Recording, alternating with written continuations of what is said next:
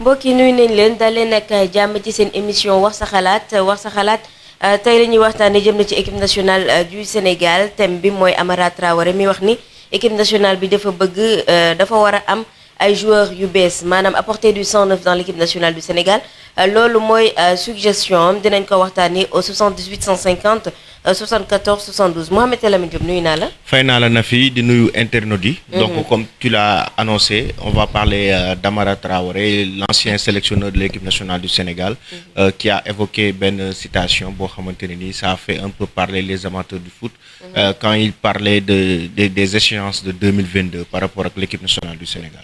balaa ñuy ñëw ci thème bi proprement parler dañuy ñëw ci benn information boo xamante moom moo daal di ruusandi ñeel li ci beach soccer. Absolument, la CAF vient de dévoiler que le Sénégal, l'équipe nationale du Sénégal de beach soccer sera pays hôte de la CAN 2020 ici au Sénégal. Donc équipe nationale beach soccer moom mooy accueillir Coupe d'Afrique 2020 fii ci Sénégal. Donc mu nekk nouvelle bu neex nouvelle boo xamante ne ni ñoom waa beach soccer quand même ils l'ont mérité parce que depuis des années ils sont en train de remporter des trophées, de faire des bonnes performances.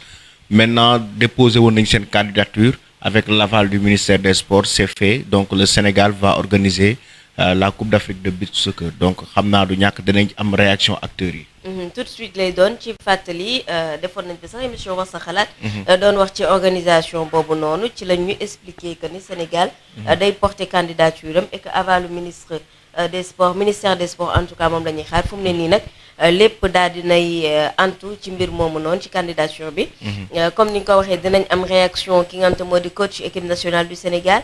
le coach Ngala dinañ am réaction léegi mais itam am réaction. le capitaine Alseyni Ndiaye équipe nationale du Sénégal bi muy Alseyni Ndiaye.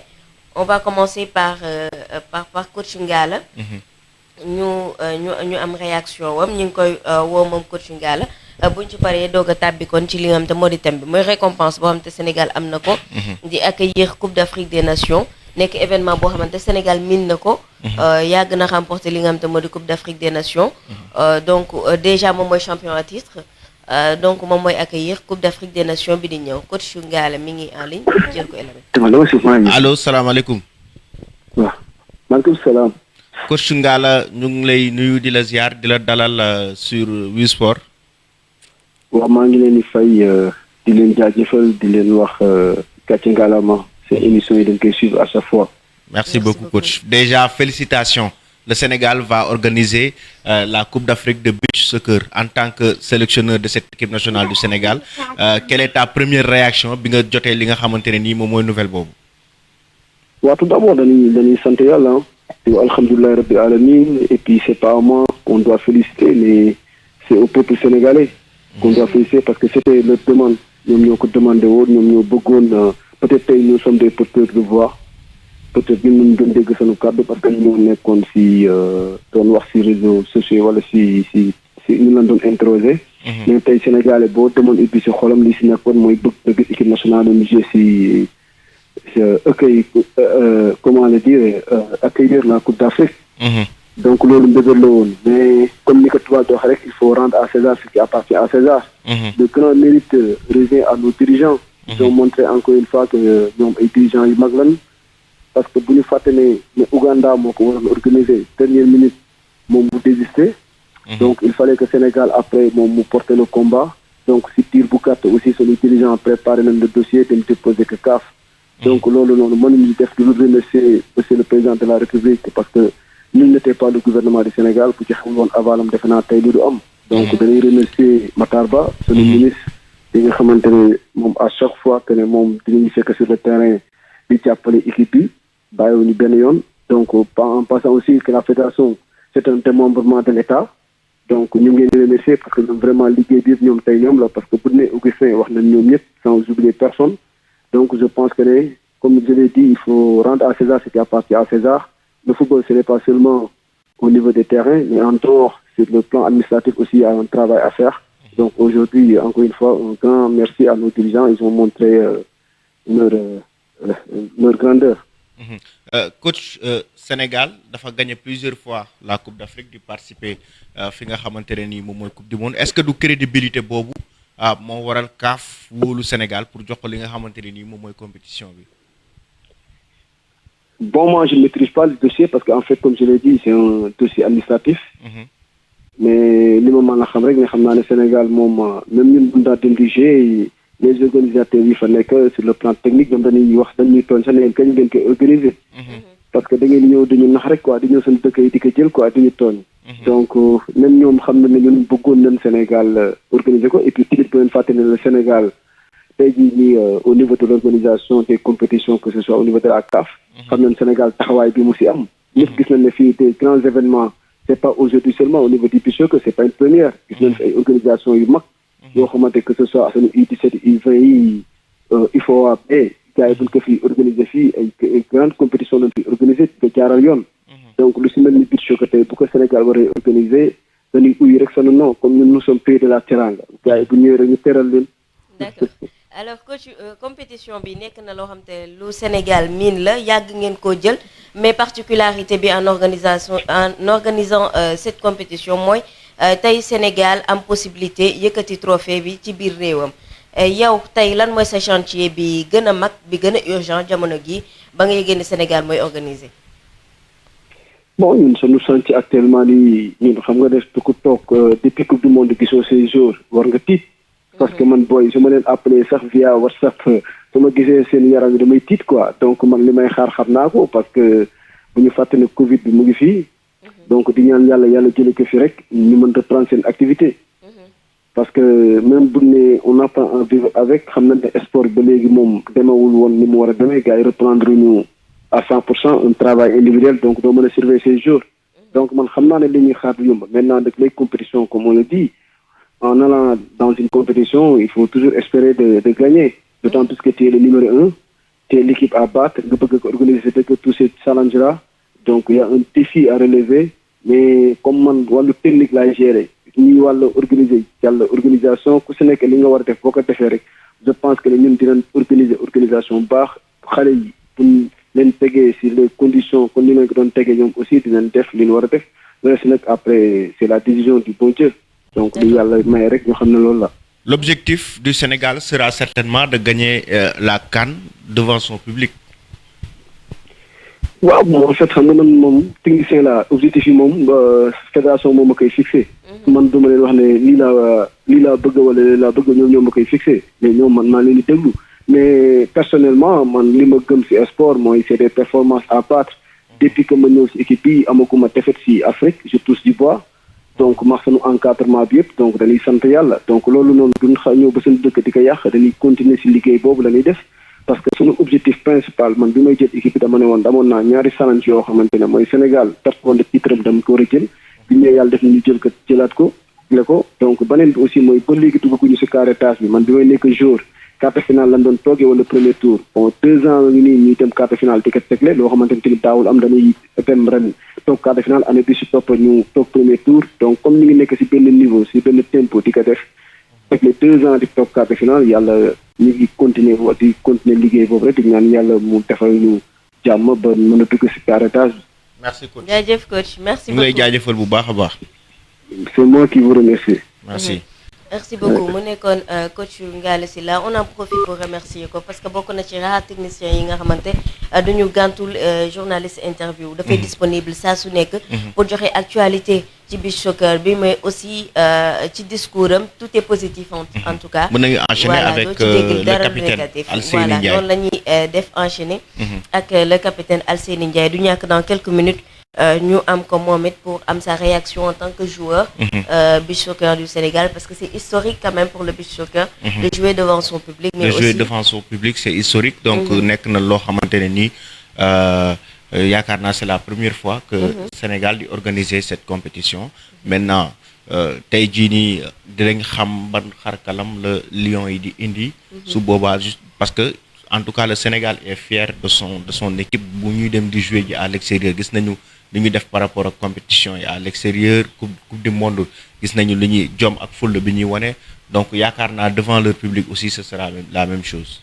devant le public waru mën a changer jotoon nañ ko expérimenter ak équipe club bu Marseille bi mu ñëwee Sénégal ñu doon jouer foofu nga xam te moo di ci plage yu Jàmmalaay bi y avait le public bi mu doon ñëw foofu noonu mooy stage bi nga xam te moom la ñu organisé woon avant ñu dem ci coupe du monde bi gisoon nañ ni itam communion la woon entre ñoom ak public bi foofu na xam te kon moo di ci plage yu jàmmalaay bi nekkoon na loo xam te expérimenté nañ ko woon et dina gën a am solo ci joueurs yi ñoom ñu mën a jouer fii ci biir équipe nationale du Sénégal mais itam jouer fii nga xamante kon moo di ci seen biir réew seen kanamu public ba yàlla may leen fi ndam comme ni mu tàmmee di leen ko may ndam ci li nga xam te moo di beach soccer bi ñu amaat beneen coupe boo xamante dañ koy yëkkati ci seen biir réew. Je pense que dina nekk loo xam te non seulement dafay booster discipline bi nga xam te moo di beach soccer mais aussi dina permettre ouverture par rapport à l'organisation de d'autres par rapport à l'organisation d'autres compétitions ci yeneen i disciplines, que ce soit beach soccer, que ce soit handball, parce que handball aussi am na compétition yoo xam te mi ngi koy démarrer, dinañu permettre en tout cas yeneen Coupe d'Afrique des Nations en d'autres disciplines ñu mën ko organiser. Alseyni Ndiaye, capitaine de l'équipe nationale du Sénégal, est en direct. Alseyni nuyu nañ la. waaw maa ngi leen di fay waa Sport maa ngi leen di fay bu baax a baax. Alors Alseyni ba nga déggee ni Sénégal enfin day organiser Coupe d'Afrique des Nations de beach soccer, ban sentiment nga am? waaw bon comme ni ñu koy waxee rek sentiment bi ñu ci am mooy sentiment de contentement parce que loo xamante ne ni lu ñëpp soxla woon la lu ñëpp bëggoon la parce que nekk nañ 5 fois champion d'Afrique mais 5 fois ñu nekk champion d'Afrique yëpp hors suñu pays lañ ko gagné donc ñu ne pourquoi pas ni ñu nekk 5 fois champion d'Afrique que Sénégal organisé une fois sax Coupe d'Afrique bi devant le peuple sénégalais donc tey la ko yàlla dogal. donc ñu am ci contentement bu rëy di jaarale ci occasion bi aussi di féliciter dirigeants sénégalais suñu dirigeants yi parce que affaire bi ce n'était pas évident vu que ne Ouganda la ñu joxoon organisation bi après mu désisté donc mu désisté ci la ko dirigeants sénégalais engagé ci affaire bi dem ci à fond pour que Sénégal mën a organiser kan bi devant la population sénégalaise quoi contentement bu rëy la ci am franchement parler quoi. waaw di remercier aussi tamit waaw état du Sénégal parce que ñoom it sans leur accord donc kan mën fi woon am quoi il fallait accord état bi te état bi joxe na accord am donc jaarale ci occasion bi féliciter monsieur le ministre monsieur Matar Ba féliciter wàll président quoi de la République monsieur Macky Sall. Alseyni, en tant que capitaine de l'équipe nationale tey jii nii yow en tant que capitaine qu'est-ce que ça te fait parce que yàgg nga dem di jouer ji ci ay compétition et que compétition yi nga doon dem yëpp c'est à l'extérieur nga doon jouer mais tey en tant que capitaine ngay jouer devant ton public qu'est-ce que ça te fait? waaw comme li ma wax au début rek loolu moom beneen affaire la naroon quoi parce que remporté nga ay Coupe d'Afrique mais fekku la pas au Sénégal. waaw 5 Coupes d'Afrique la ñu rapporté 5 Coupes d'Afrique yi ñu rapporté yëpp waaw gagné ñu ko Sénégal fii nii donc pour une première ñu koy organiser fii loo xamante ne nii du nar a doy waar la émission beex yëpp nar a ñëw ci kanam quoi franchement pression bi aussi waaw donc comme masaguñ ko organiser fii moom xam naa ne du yomb quoi mais incha allah comme ni ñu koy waxee rek on fera tout comme ni ma koy waxee man on fera tout gagné ko devant notre public bu ma leen di wax aajo pour la compétition sax ma waxee leen ko aajo devant eux quoi incha allah. d'accord justement loolu moo doon question bi sax. mais da nga koo xaw a brosse dañoo bëgg mu leer nañ Alseyni bii di ñëw mooy sa dernier Coupe d'Afrique wala lan nga ñuy junj noonu loo ñuy junj on verra incha allah le moment venu moom dinañ wax mais daal ñaanoon naa yàlla moom dama doon ñaan yàlla ne man yàlla bu ma joué ba bàyyi picc ko te du ma joué benn kan organisé fii au Sénégal wala Coupe du monde quoi donc yàlla dogal na ko te ñaan yàlla ñu talak fekkee mu fekk en forme et tout xam nga donc parce que boo nekkul en forme aussi doo mën a jouer quoi c'est pas parce que capitaine nga rek wala li am lii donc travail dur parce que aussi bëgguñu décevoir la population sénégalaise balaa ñu naan ñoo fi nekkoon ci wax nañ ko fi organiser donc il faut ñu dem ba jeex tak quoi pour lan mooy doon objectif bi non objectif bi moom defe naa ne ñëpp xam nañ ko quoi objectif bi moom defe naa ne ñëpp xam nañ ko quoi mooy tenant du titre. Nous serons l'équipe à battre mais aussi duñu ñëw ba suñu dëkk organiser bi di bàyyi gars yi di yóbbu coupe bi quoi devant le peuple sénégalais moom loolu moom waaw déception lay doon donc objectif bi ñëpp xam nañ ko quoi. justement ñu ngi doon échanger ak coach bi mi ngi doon wax que ni ça fait des mois gisante woo leen depuis coupe du monde ba léegi donc rapidement il faut que ngeen gisante waat pour mën a yenn en tout cas forme physique bi ngeen mën koo retrouver yow particulièrement tu es habitué à gagner trophée li nga xam te moo di meilleur gardien ban message ngay lancer sa coéquipier yi pour liggéey bi gaaw a démarrer waat parce que staff bi aussi am na lu bëri loo xam te soxla ngeen ko pour dise. waaw comme ni nga koy waxee rek ak situation bi mu demee nii ak Covid bi donc avant kii bi doon génn bi passé ni sax doon nañ préparé wu ñu koy jour commencé di travailler sur la plage quoi travail physique et tout laal bal et tout mais duñ koy prévoir pour kii ko après si le degré di génnaat ne dañ tëjaat plage yi et tout xam nga donc loolu moo ñu xawoon handicapé tuuti mais j'espère que bientôt rek coach na teg programme am et que ñu commencé quoi parce que il nous faudra une très bonne préparation xam nga pour être à la hauteur quoi parce que bu ñu jàppee ne rek ne voilà Sénégal lañ koy organiser sax mën nañu ko jël non on risque d'avoir des regrets quoi incha allah moo tax il nous faudra beaucoup de travail liggéey lu métti xam nga pour répondre présent quoi le jour bi incha allah. merci beaucoup Alseyni merci beaucoup. merci beaucoup Miss Fort kontaan ci yow.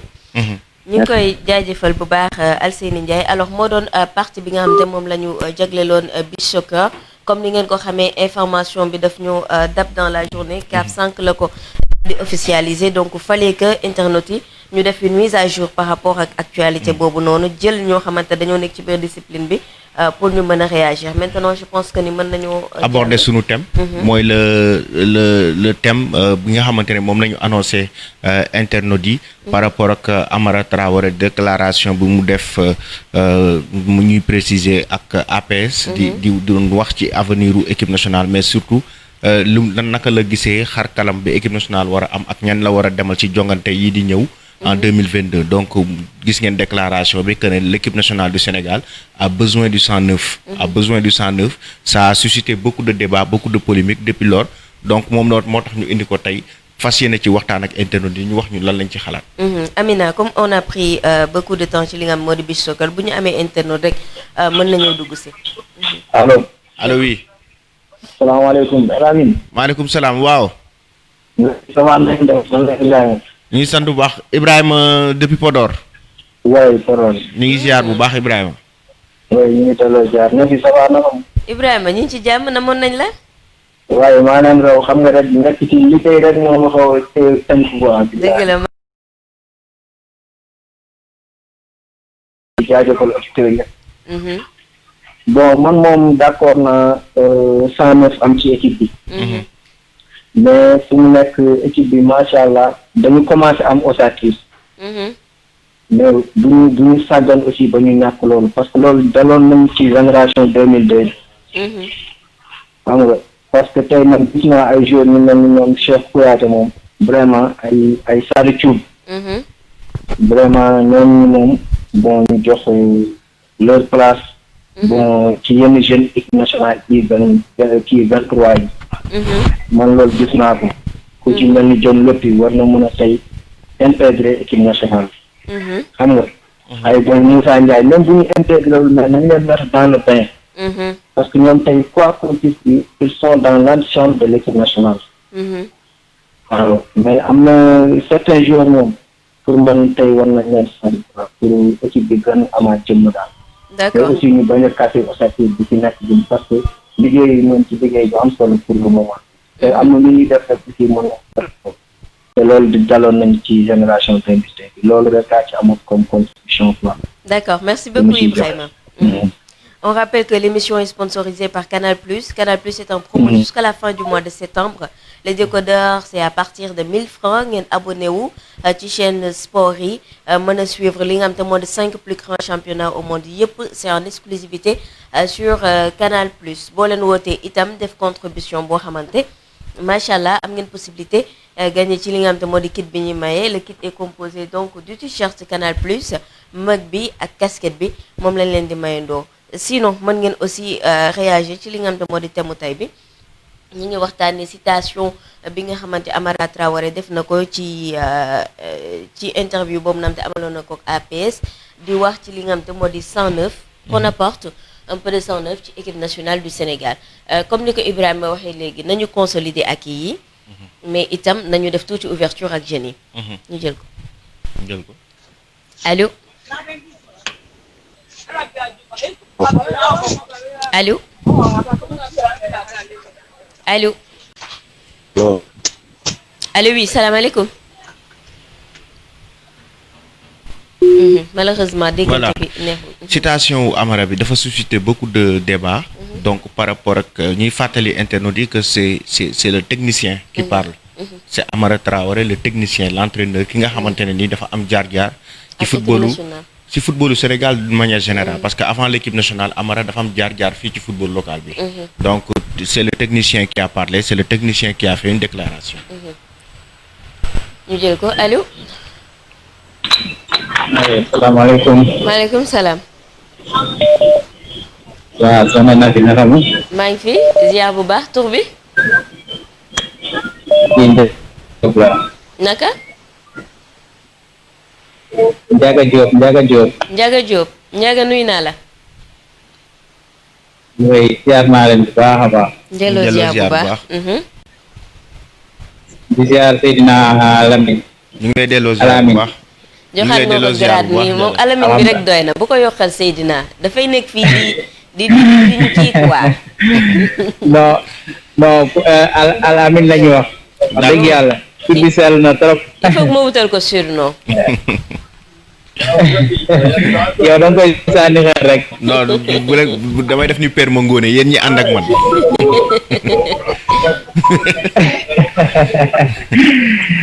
mais à part ça ñi ngi rafetlu thème bu baax a baax. merci. waa di wax ne li Amara wax nag man benn côté ànd naa jeeg moom mais du 100% nag vraiment. d'accord. waaw parce que équipe bi wax dëgg yàlla équipe bu baax lañ yore te booy xool 2002 li ñu am li ñu amoon li ñu ko mayoon mooy équipe bu suudee xam nga. waaw entraînement kii benn durée bi mais équipe du fekk ne da ngay woo ñii rek ba liggéey nga wooñee ba liggéey nga wooñelee. waaw te équipe bi booy seet ñi ci nekk ñëpp ñu tuuti nga ciy compter ne du ñu ay xale mais ñi ci nekk ñëpp daanaka ay xale lañ. waaw booy xool nag mën nañ cee def tuuti changement mais mu mën na bañ a bari daal parce que équipe bi booy xool ay xale moo ci ëpp doole. d'accord. waaw man daal sama gis-gis mooy ñu teye leen xam nga xool li nga xam ne si ne moo ci manqué ñu yokk ko ci continuer liggéey bi daal parce que wax dëgg yàlla yoon bi ñu jël baax na daal bu ñu yokkee liggéey bi tuuti rek am tuuti changement yi ñu ci def man pour man mën nañoo teye xale yi ba ci kanam daal. d'accord merci Ndiaga Diop. waaw parce que yàkkam ci baaxul daal. dëgg la. waaw ok ñu gàttal affaire yi commencé ñëpp dañoo ko fas jaar leen bu baax a baax. d'accord merci beaucoup Ndiaga. merci. ñu ngi koy jaajëfal je pense que li muy expliquer sax mooy sensu phrase bu Amara Traoré bi parce que Amara Traoré tey jii nii am na ñoo xam te cadre lañ ci équipe nationale du Sénégal bi. et on sait que les grandes compétitions se gagnent par l'expérience. Rares sont les fois yi nga xam da ngay gis benn équipe boo xamante amul expérience compétition bi. ñëw gagné ko. mais tey jii nii peut-être cadre yi mën nañ fa des mais équipe nationale peut-être am na ay postes yoo xamante.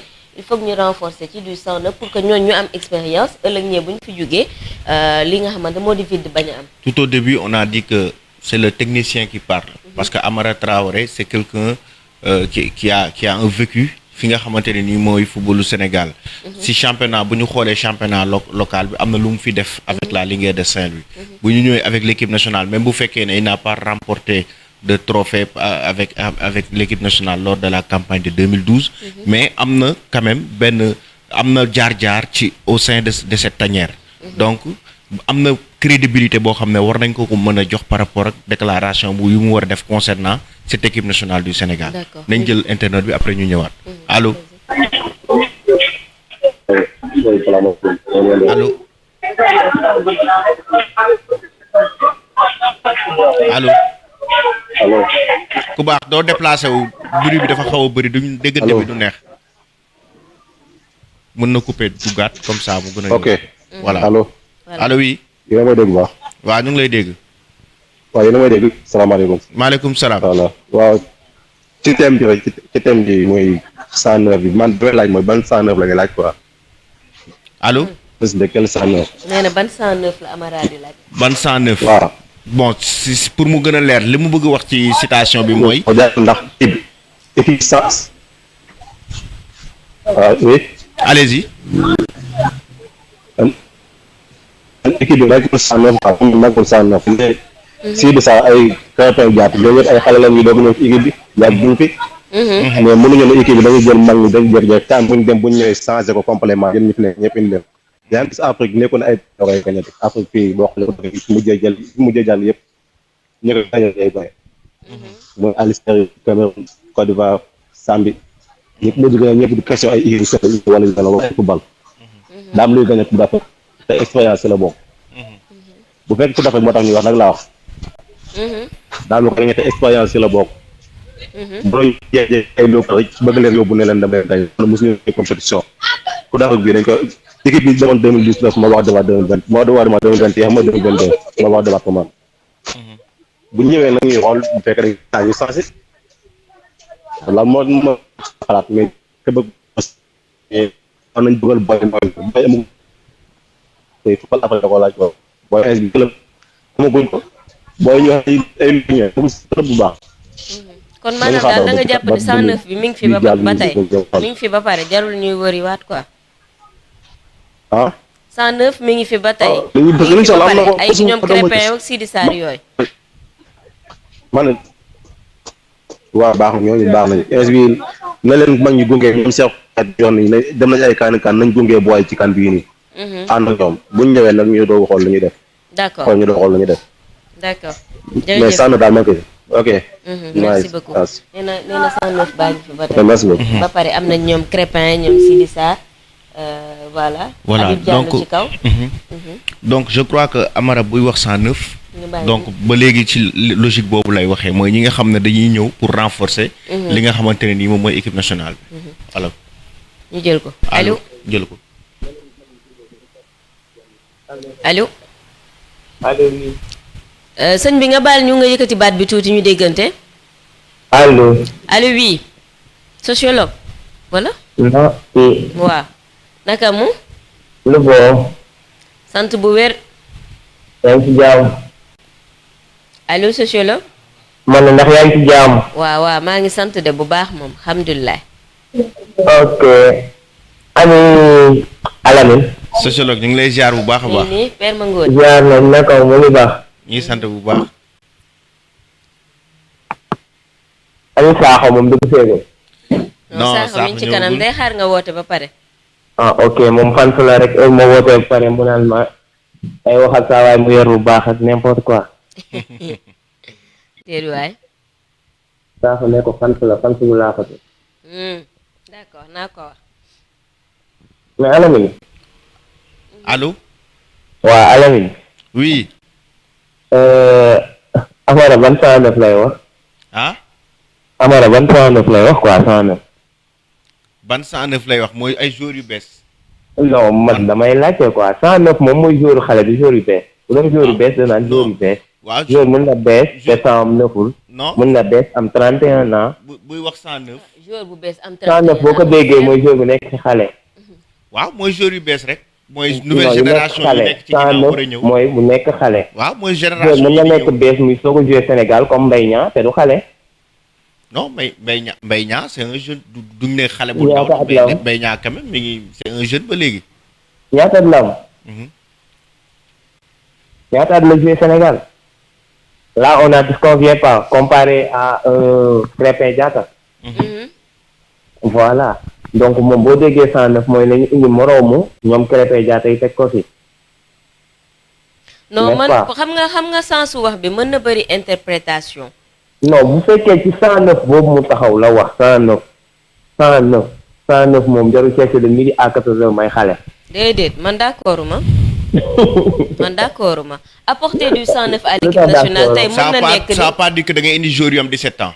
c'est pas obligatoire que 109 da ngay indi joueurs yu am 17 ans. écoute boo waxee 109 ça dit que da ngay indi ay xar kanam ay joueurs yu bees.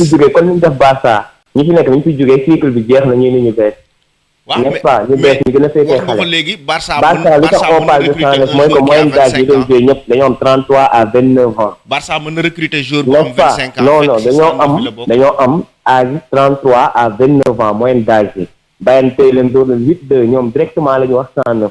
D'accord 109 mooy lan cycle bu fi nekk jeex na nañu indi ñu bees ñu gën a féetee xale. léegi analysons moyenne d'âge équipe nationale du Sénégal nañ xool tey jii nii Aliou Cissé depuis que mi ngi à la tête de cette équipe nationale du Sénégal depuis 2015 ñan lay évoluer depuis 2012 équipe nationale bi ñi fi nekk ñi ngi fi ba léegi tey Amara Traoré encore une fois dañ koy jox tuuti crédibilité wala crédibilité par rapport ak li mu wax parce que tey quoi qu'on puisse dire équipe nationale bi joueurs yu bëri ñi ngi dugg ci 30 ans yi ñu wax ko ak ñu bañ ko wax c'est la réalité moo am.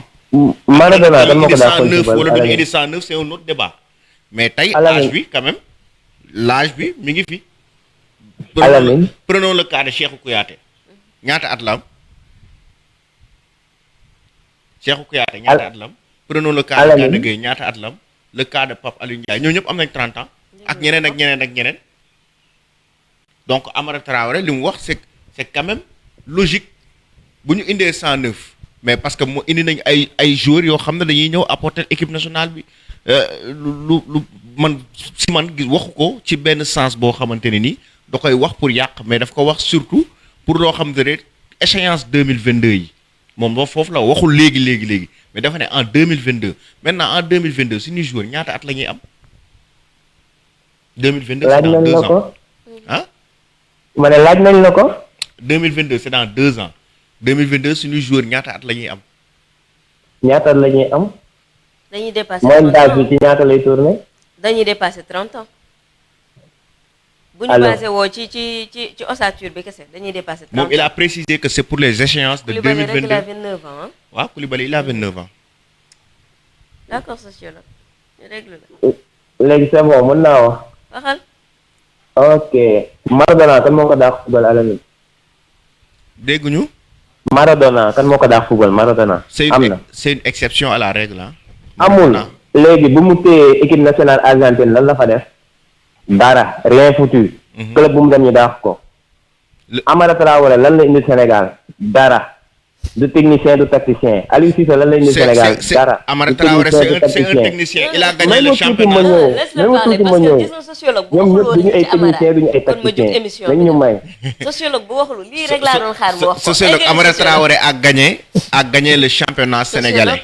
Amara Traoré a gagné ce championnat. Sénégal laa la wax ay championnat local taxuma yeewu championnat local ak nawetaane yem. non mook nawetaan yamul de. nawetaane yem kiif non yamul. waaw championnat local bi amul niveau y a pas de niveau yéen a ko waxal seen bopp. waaw d'accord ci émission xam ne loolu amul niveau. booy nekk nawetaan sax ñoo mën ñu nekk championnat xanaa. non booy nekk nawetaan mënuñu nekk ñi nekk ci nawetaan bi nañ dem championnat. amul niveau amul niveau. voilà ñun équipe nationale Sénégal dañ ko fi dénkee lan la fi def. dara Aliou Cissé lan la fi def. dara duñu ay technicien duñu ay technicien gënu ñoo xam nit ci ba nit ñi di ko pratiquer aussi di seetaan. voilà donc moom waxu fi dara. xam nga lan la doon wax ñu d'accord ceeg moom allo.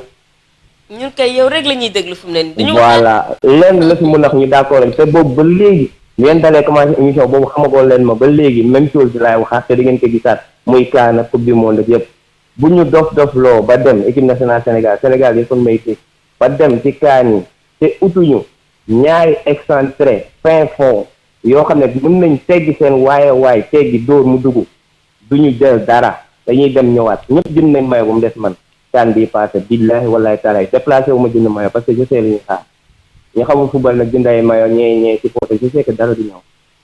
on n'a pas les joueurs qu'il faut ça nous manque daa manqué. dem mondial toog premier tour ñëw dellu si ak suñu. léegi Amara na ne demaat kaan même chose ñu naxaat la nga ñëwaat dañ cee sonn. on a besoin un fond technicien la ñu soxla ci boppam. fii ci boppu équipe bi comme xam-xam mu dem soo bi ay maa nekkoon capitaine équipe nationale Sénégal ça veut rien dire sans ko toog ba mu egg final mais du technique du tactique. d'accord pour dire la vérité. voilà. jaajëf sociologue merci beaucoup. lii may wax sa xalaat en fait ay wax xalaatam après nag keneen bu duggee ni Amara rek moo wax dëgg. da koy nangul ni kooku tamit. wax na xalaatam li mu wax am na c'est pas pour rien que Sénégal tu vois des commentaires les gens te disent que ni fii 1 million de techniciens moo fi nekk. ñun ñëpp ay techniciens la. c'est vrai léegi moom bu waxee que ni Amara wax fi dara saako bu wootee ni Amara wax na dëgg day nangu ne Sakho wax na Amara dëgg. yow boo ñëwee tamit ne Amara waxul dëgg dañuy nangu ne Amara waxul dëgg c'est ça en fait émission wax sa xalaat dañuy échanger na keneen woote ne Amara wax na dëgg.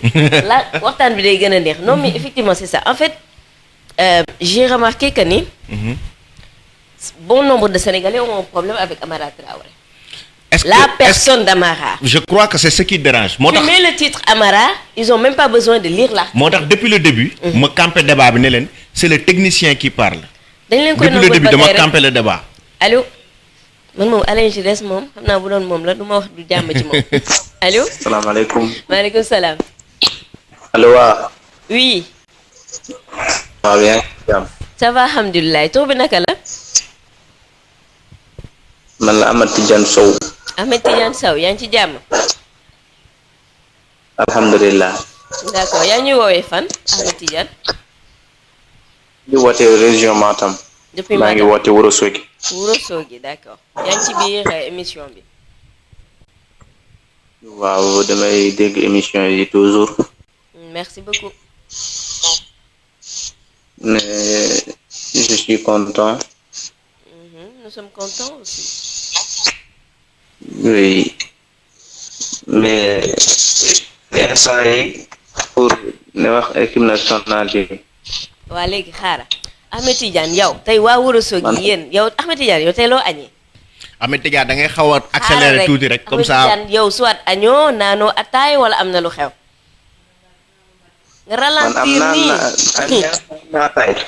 waa ñi bëgg dugg dañoo bëri da ngay xaw a accélérer débat bi dañ lay buux ci ligne bi de. waa am na añaa naan wataay. waaw d'accord ñëwal kon rapidement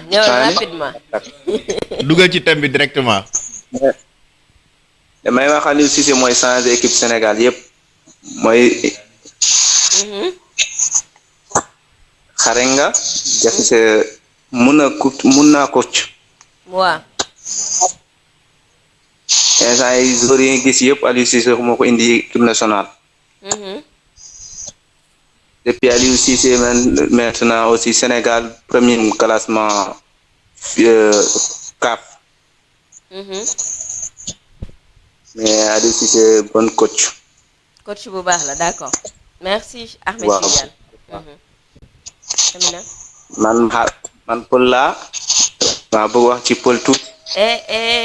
temps bi dafa xat temps bi fu mu toll nii moom moo ñu bloqué xam nga. bàyyil ba suba antenne libre di nga mën a dugg. bàyyi rek moo Paul tuuti. bàyyi ba suba rek bàyyi ba suba nga dugg fu mu toll nii ñu bëgg a dugg dafa bëri te temps bi dafa xat temps bi li ñu dese ci temps bëreetul. d'accord merci. ñu ngi nuyu mbokk pël yëpp. dañu jàppale ci. jaajëf. Tidiane boo fi waxoon pël tamit duñ ko mën a tekki. d'accord alors apporter du 109 aussi bu ma juumul tey ñi nga xamante ñi ngi ñëw équipe nationale te parfois remplaçant la ñuy dugg wala dernière minute la ñuy dugg bu ñu leen joxoon itam tuuti responsabilité comme par exemple ki nga xamante moo di Habib Diallo. dañ koy woo souvent muy dugg en dernière minute. ñun mu neex. ak mu naqare. Aliou Cissé va apporter du 109 en 2022. waaw forcément. li Amara wax kenn ko dindi. c'est la réalité day am. mu neex ñu ak mu naqari ñu. on verra de nouveaux joueurs en 2022. CAN 2022 mondial 2022 du équipe bi demoon CAN 2019 wala bi demoon ci li nga xam ne mooy mondial 2018 moom mooy demaat. waaw léegi nañ allo. dina am ñu bees ñëw émission bi na neex allo. oui ça va na ngeen def. ça va ñu ngi fi sëñ bi. tur bi naka la. ba yéen a ngi si jàmm. ñu ngi sant bu wér. moi c'est Alassane Thiam depuis Gambie ah. Alassane depuis Gambie mbokk na nga def. waaye maa ngi cool sama sister kontaan si yéen ah. ñu ngi lay jaajëfal bu baax. wax dëgg yàlla ñu ngi leen suivre bu baax ah di leen féliciter parce que yéen moom franchement ci ñi avancer sport bi ci ngeen bokk kontaan nañ ci yéen bu baax te ñu ngi leen suivre bu baax nag toujours. merci beaucoup. oui débat bi intéressant na trop sax. waaw mais Amara Traoré aussi comme li ngeen wax moom c'est sa personne qui dérange ah mais dañu war a diglu wax bi. parce que doomu aadama bul xool jëmuñ mais xoolal li muy wax. il a parfaitement raison l'équipe du Sénégal a besoin de 109 loolu moom lu ñëpp xam la parce que football xale quoi. te niñ poussé CAN bi nii ba 2022 il nous faudra des jeunes yoo xamante ni dinañ mën a apporter lu bëri équipe bi mais bu ñu bëggee yóbbu équipe boo xam presque ñëpp dem nañ seen trentaine day xaw a difficile ci ñun. pour man Aliou Cissé am na occasion pour travailler ci loolu noonu balaa ñuy àgg ci échéance boobu parce que Sénégal actuellement dafa am lu mu bëgg dañ bëgg trophée bi ñun moom chaque fois ñu naan la prochaine fois sera la bonne loolu dañ cee sonn quoi. D'accord. mais pour loolu am il nous faudra aussi des jeunes yoo xamante ni ñi ngi def xam nga di signaler bu baax championnat européen comme championnat Sénégal parce que Sénégal aussi am na jeunes talents yoo xamante ni war nañ leen mën a intégrer ñu wane jox leen chance parce que doomu aadama il faut nga jox ko chance pour mu mën a prouver mais ko joxul chance du mën a montrer dara. D'accord. te aussi pour ñu promouvoir suñu championnat bi il nous faut aussi suñu meilleurs joueurs yi ñu leen di intégrer suñu équipe nationale yi xam nga loolu dafa am solo mais buñ bëggee jël suñu lépp teg ko ci championnat européen yi dañuy xaw a sonal quoi. Ok, à prendre en compte. Parce que actuellement nii football bi actuellement xam nga rek il faut pour mu avancer foog ñu jima xool suñ football local bi d'abord. te football local bi aussi coach Aliou Cissé foog mooy suivre booy xool jeunes yi nga xamante ni xam nga dañoo am place ci biir équipe mu leen di woo xam nga di leen jouer loolu dana permettre motivation supplémentaire lay doon ba pare dina tax ni parce que instant bi Sénégal pour nga gis jeune bu fi jouer sax da ngay jouer quoi mais da ngay jouer pour dem Europe quoi mais doo jouer pour amour du foot. te joueur bu football dafa war a football pour bëgg-bëgg football mu nekk plaisir ci moom d'abord parce que football d'abord plaisir la balaa lépp mais booy dañuy football pour uniquement dem Europe te loolu soo gisee la parce que championnat bi bàyyiwuñ ci xel. dëgg la c'est important. donc il faut coach bi aussi mu bàyyi xel si loolu noonu ba xam ni Sénégal am nañ jeune talent yoo xam ne parce que bu ñu xoolee comme le jeune Badji bi nekk fële ne Club Brugge nekk meilleur joueur du mois xam nga loolu rek déjà c'est quelque chose d'extraordinaire. parce que formation yëpp Sénégal la ko def donc bu dem rek xam nga boo ko titulaire indiscutable yi xam nga ñëpp di ko solliciter xam nga mu nekk loo xamante ni ñun fierté la war a doon ci football Sénégal ba Casa Sport bi ko formé. joueur du mois à Bruges. donc waaw joueur du mois de Bruges oui joueur du mois de Bruges xam nga donc daal li may wax daal mooy Aliou Cissé moom na jéem si ubbi bëtam xool bu baax jeunes yoo xamante ni dañoo am équipe ci place bi ci équipe bi place mu jéem leen a woo pour ñu apporter Sénégal dara ci échéance 2022 yi. D'accord, merci beaucoup. waaw ñi ngi jégalu bu baax nag di leen féliciter ah. merci beaucoup kontaan nañ trop te fi ngeen tee moom foofu la bu leen ci mos a teggi seen tànk yéen a ngi avancé ci sport bi bu baax te ñëpp ñun Gambie moom ñu ngi leen suivre bu baax. dinañ indi wax sa xalaat Gambie incha allah. voilà merci beaucoup jaa ngeen jëf. mu nuyul ñu association des journalistes sportifs gambiens à la tête Moussa Cissé. ak sama copain Mamadou Ba. Mamadou Ba journaliste gambien tam maa ngi koy nuyu.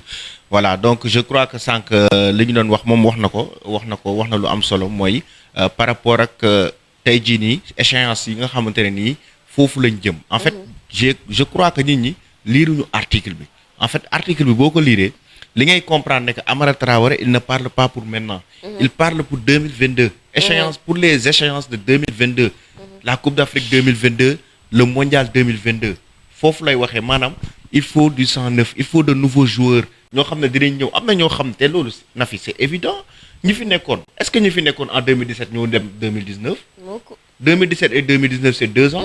Aliou Cissé ñi mu yóbbu en 2017 am na ñoom Pape Kouli Diop dañu toog. ñeneen ak ñeneen dañu toog Karam Mbodj demul bëri na ñoo xam ne Khadim Ndiaye ainsi de suite. donc bëri na ñoo xam ne demuñu. donc 109 bi foofu lay waxee il faut de nouveaux joueurs yu ñëw di compléter tanière bi. D'accord. L'émission est accompagnée par Canal Plus Sénégal promo jusqu'à la fin du mois de septembre décodeur à 1000 francs Amina am nañ kenn allo. waaw allo salaamaaleykum. maaleykum salaam. soxna si na ngeen def waay. sëñ bi maa ngi fi. maa ngi tudd Mamadou Thiam maa ngi leen di wootee fii Mbour quoi. depuis Mbour. naka waay waay ñu ngi rafetlu émission bi ñu ngi koy suivre tout le temps. jaajëf merci beaucoup. am na solo quoi. waaw mais comme rejoindre li gars yu bëri wax rek. comme ça waajoo bi nekk noonu à côté de toi li mu wax bon équipe bi moom.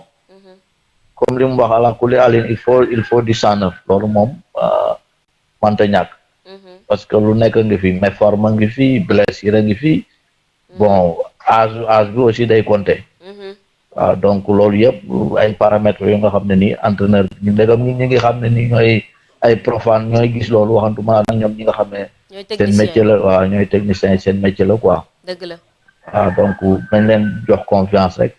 yokku leen ñaanal te xam ne bon ñun tur yi ñuy gis aussi ñoom ñoo ñàkk ñu koy gis quoi.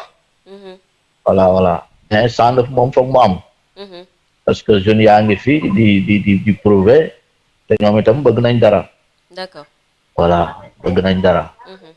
ñoom Sidi Sarr a ngi fi ñoom Moussa Koné ñu ngi fi. d'autres joueurs yi nga xam ne ni peut-être au fur et à mesure que saison bi di dem ñooñu dinañ xeex wane na ñoom itam am nañ seen place ci affaire bi quoi. d'accord. Merci. Voilà, donc ñu ñaanal ñëpp rek ñaan yàlla def jàmm joueurs yi gën a performant entraîneur bi aussi gën a xoolaat bon am nañ yaakaar ne daal ay résultats yu gën daal dina am ci kanam quoi. Merci beaucoup. Voilà, merci beaucoup. Merci. Jaajëf. Moi, je ne défends pas la personne de Amara Traoré. Man, Amara, apprenons à respecter suñuy technicien. C'est très important.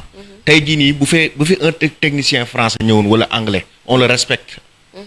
dañ koy respecter bu baax mais suñu technicien pour ñu respecter ko c'est tout à fait un problème lu nekk lañ leen di yàq ci réseaux sociaux yi man loolu dafa nekk loo xam dafa ma yàgg metti en fait apprenons à respecter nos techniciens tey bu ñu dul valoriser ñi nga xamante ne nii ñoom ñoo nekk fii ci réew mi suñu technicien di suñuy joueur bu ëllëgee dañuy am toujours benn complexe bu ñuy demee dinañ dem jël koo xamante ne nii il est inférieur ak suñuy technicien mu def lu gën a pire te duñ ko wax dara loolu dal nañu fi avec un sélectionneur ñu jël ko indi ko il a fait pire te mujjul fenn te pourtant am nañ ay techniciens yoo xam ne dañ leen war a valoriser Alain Giresse li mu fi il a fait pire luñ ko wax dagan te mais tey jii nii est-ce que fan la mujj te apprenons à respecter nos techniciens c'est très dañuy loolu mooy valoriser football Sénégal d'accord nag ma bàyyi la nga jël ko allô Oui, allô. allô oui Allô. allô oui Ouais, ça va. ça va alhamdulilah Ouais. allô allô T'aimes bien? waaw yaa ngi ànd waaw ma ne. équipe bi de instant bi benn 109 lañ soxla muy coach. ñu changé côté ma ne. benn 109 lañ soxla muy coach bi. yow lu tax ñu war a mën a changer Aliou Cissé Aliou Cissé kay suñ bi soxna si bopp. yàgg na fi tey defu fi leen benn résultat indi ko ak équipe bi mu yor nii. yow depuis kañ mu ngi fi 2015 sama 2016 ba léegi. waaw demaat nañ 2015 sama final 2016 ba léegi ñu ngi fi tey defu fi benn résultat. ak équipe bi mu yor nii. équipe bi mu yor nii amul benn équipe bu ko mënoon ci Coupe d'Afrique ñaari Coupe d'Afrique yi jàll muy 2017 ak 2019 amul benn équipe bu ko ci man waaw d'accord léegi mais li problème mooy amuñu poste bu baax. bu ñu bàyyi woon Aliou Cissé kan nga xalaat ni waaw mën na yore équipe nationale bi mais ni nga waxatee ki fi jëloon Zambie coupe bi ak Côte d'Ivoire mooy fàttewul déet buy ma bu ne français bi te mu national de Sénégal rek yow national Sénégal mooy fàttewul Hervé Renard ngay wax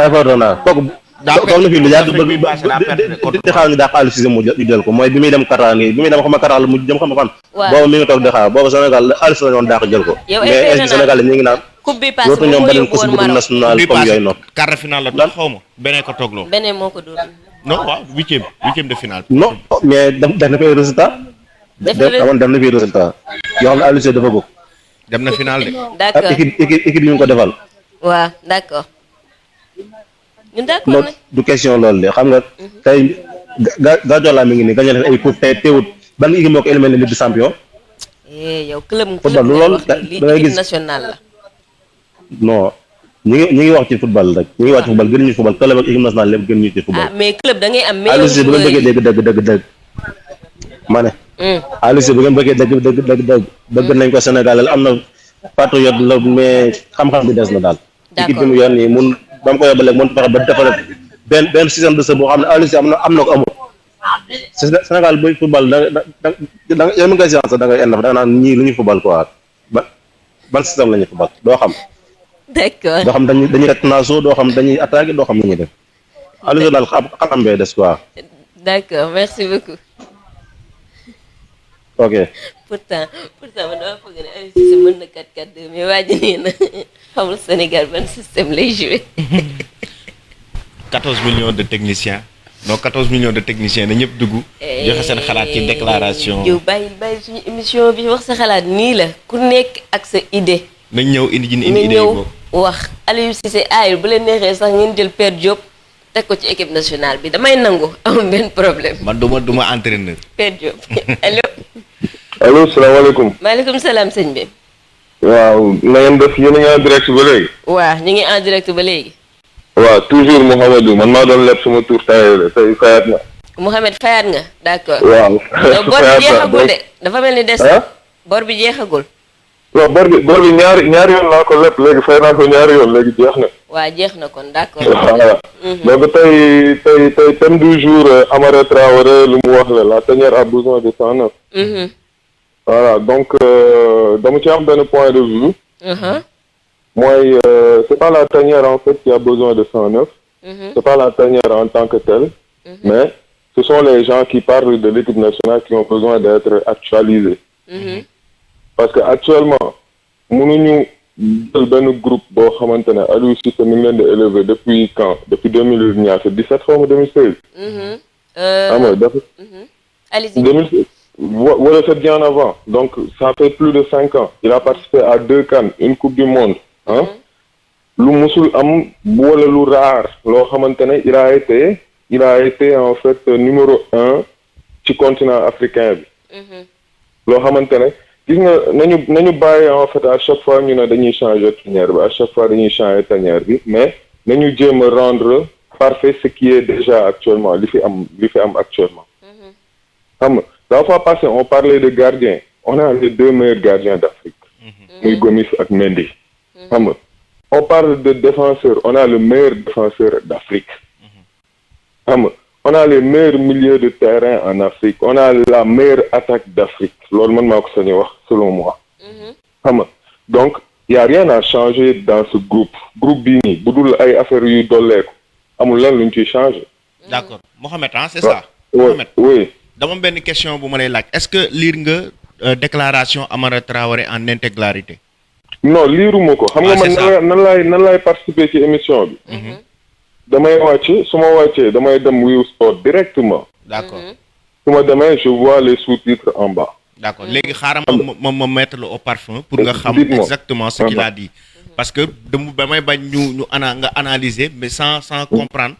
li nga xamante ne nii moom mooy fin fond idée bi en fait moom il parlait des échéances yi nga xamante ne nii Sénégal mu ngi ci war a dem en 2022 mu nekk la Coupe d'Afrique 2022 et le Mondial 2022 et il expliquait que si compétition yooyu noonu le Sénégal aura besoin de nouveaux joueurs pour représenter dignement son pays donc tey jii nii maanaam li mu wax noonu loolu moom la Aliou Cissé def diggante 2017 ak 2019 c'est ce qu'il a fait entre 2018 et 2019 mooy du ñàkk mu jël ñaar wala ñetti joueurs yoo xam ne ñu bees la mu indi ko ci équipe bi moom en fait idée déclaration bi loolu la mais je crois que ñi ci ëpp bokk yow sax da nga doon analyser sportivement mais ñi ci ëpp ils avaient des problèmes avec la personne de Amara Traoré alors que débat bi nekkul foofu débat bi mooy ce qu'il a dit en fait. parce que xam nga moom mu yóbbaale li ma gën a yóbbaale j'avoue que réer naa parce que li ma dégluwul avant la mais li ma gën a yóbbaale mooy le précédent gars yi xam nga ki dugg léegi nii en fait xaw ma dafa toog ci mbedd di naan ataaya di yeey gerteem xaw ma mais il disait du n'importe quoi en fait xam nga loolu tax j'ai commencé à dire que ne li ñu war a laver mooy nit ñi seen interprétation ñi am en fait autour de la tanière quoi mais la tanière comme lancé bi mu wax bu fekkee ne Amara Traoré loolu man je suis parfaitement dans cette idéologie mooy li nga xamante ne idéologie d'évolutionniste la c'est-à-dire tey jii ni nga xool actuellement tu as le meilleur gardien comme je te dis tu as le meilleur défenseur nga xool kan nga xamante ne moom moo nekk en évolution fi mu toll nii nga jël ko boole koog booy boobu noonu xool naka ngay jumeler en fait li fi nekk comme ça mu nekk continuité nga xamante ne relève dina am xam nga ñu bàyyi peut-être des fois xam nga peut-être des fois damay analyser sportivement mais damay sànniwaat xeer tamit ci DTN bi parce que sama premier appel ba léegi maa ngi sànni xeer DTN bi xam nga DTN bi moom ngir yàlla rek ils ont besoin de se faire former ils ont besoin de se faire former au niveau gestionnel surtout xam nga au niveau gestionnel ñu xool yan joueurs la ñuy dugal yan joueurs la ñuy génne même gis nga dañuy wax mais les joueurs également mën nañu am benn formation boo xamante ne ils vont former d'autres joueurs ñoom seen bopp si par exemple on a une bonne gestion joueurs yooyu noonu dañuy former yeneen là d'accord ci 109 bi ñuy wax nga xamante ne keneen bu ñëwee man tey su ma ñëwoon am 17 ans 18 ans nga xamante ne war a mën a commencer équipe nationale ma ñëw défenseur la je trouve que Aliou Cissé repéré na ma jël na ma dugal na ma ci biir ma gis benn grand frère boo xamante ne Kalidou Koulibaly moom teg na ma ci yoon nee na ma kat lii ak lii nii lay demee te booy boobu noonu buñ ko sélectionné rek sélectionné ko après. Par exemple Edouard Mendy ak Alfred Gomis Coupe d'Afrique 2019 c'est du 109. C'est du 109.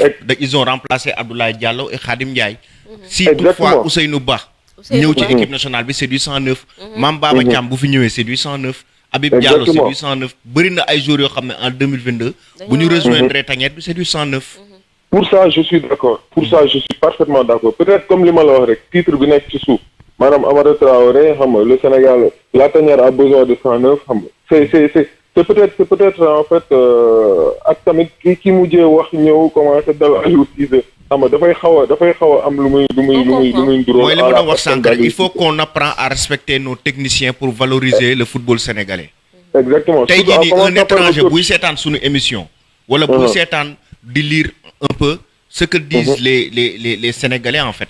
on ne dit pas que bu ñu critiquer ku nekk mën nga critiquer sportivement mais ñu jël débat de personnes yi ñu tegee ko de côté parce que nit ki aussi dafa am li ñuy wax sa dignité am son intégrité tey jii ni bu fekkee ne dañ ko nar a nekk di xas la personne en fait ça n'a aucun sens nit ki ay compétences am ngay critiquer li nga xam ne nii mu ngi koy def mais il faut pas avoir un problème avec des personnes le coach diw ñu amuñu problème Aliou Cissé tey man Aliou Cissé su ma ko waree critiquer dama koy critiquer ci liggéey bi muy def parce que liggéey bi muy def moom moo ko relier avec les Sénégalais l'équipe nationale moo ko lié avec les Sénégalais mais au-delà de ça la personne kenn amul problème ak moom.